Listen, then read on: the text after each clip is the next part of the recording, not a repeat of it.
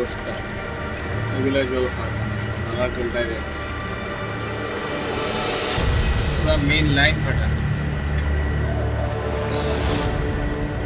আল্লাহ কথা বলে বুঝি না, ও সমানের লেগে রাখছি।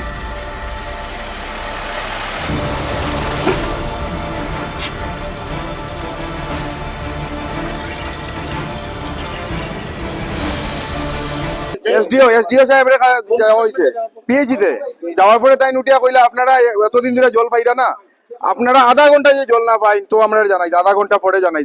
এরপরে তারা মানুষ পাঠাইছে, কিন্তু জলের যেই প্রবলেম ওইটাই রয়েছে। তারপরে খালা জল, নোংরা জল, এরপরে নালার জলের যেরকম গন্ধ ঠিক ওই রকম জল আমরা পাই। এইরকম খাওয়ার কেউ হাতও দিত নাই জল দিয়া। এইভাবে ভুক্তভোগী আমরা আজকে অতটা দিন থেকে। হ্যাঁ, এটা ঠিক ঠিকানা নাই, আয় কোনোদিন আয়ই না, এটা সাকির নাই, এটা কোনো সাকির নাই, কোনোদিন আয়ই না। আয় আর কোন সময় যায় কেউই জানে না, কোনো টাইমিং নাই। খুব প্রবলেমে আছি দাদা। আমরা এই ব্যবস্থা থেকে আমরা বাঁচানোর চেষ্টা করুন, নতুবা আমরা অন্য ব্যবস্থা করতে বাধ্য হইব। আমরা যে আজকে তো বহুত দিনের জলটাই নোংরা জল আসে, সকালে স্টার্টিং এর জলটাই নোংরা, তারপরে জল যে সময় দেখ কোন সময় কোনো টাইম টেবিল নাই। আমরা এরকম নোংরা জল যে পাই যে বিগত 8 মাস থেকে 1 বছর হয়ে যাবে প্রায়, তো এই জলটা আমরা খাইয়া বাঁচতে পারতাম না।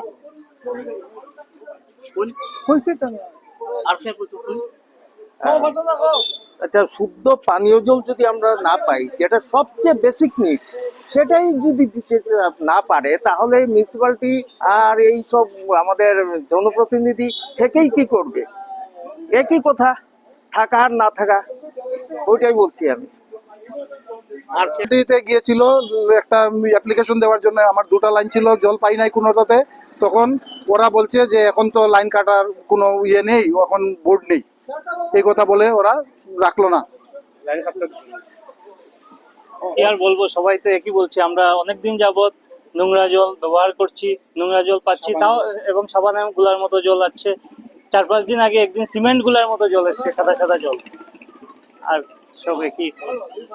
আমরা বিগত 8-10 মাস ধরে জল পাচ্ছি, নোংরা জল, কালা জল, কোনো টাইমিং নেই, জলের কোনো টাইমিং সিস্টেম নেই। কোন সময় জল আসে, কোন সময় যায় বুঝতেই পারি নাই, এরকম হচ্ছে আমাদের। আমি এই পাড়ায় মাত্র 5 বছর হয়েছে এসেছি। আসার পর থেকে এই প্রবলেম চলছে, আর বিগত এই 8 মাস বা 1 বছর ভয়ঙ্কর অবস্থা হয়েছে। মানে নালার জল, এটা মানে কি গায়ে দেওয়ারও যোগ্য জল, হ্যাঁ, প্রত্যেকের ঘরে যাচ্ছে। আর 2 নম্বর কথাটা যেটা সবাই বলছে, বাড়িতে একজনকে ফ্রি রাখতে লাগে, জল কোন সময় দেবে, একজন ঘরে থাকতেই হবে।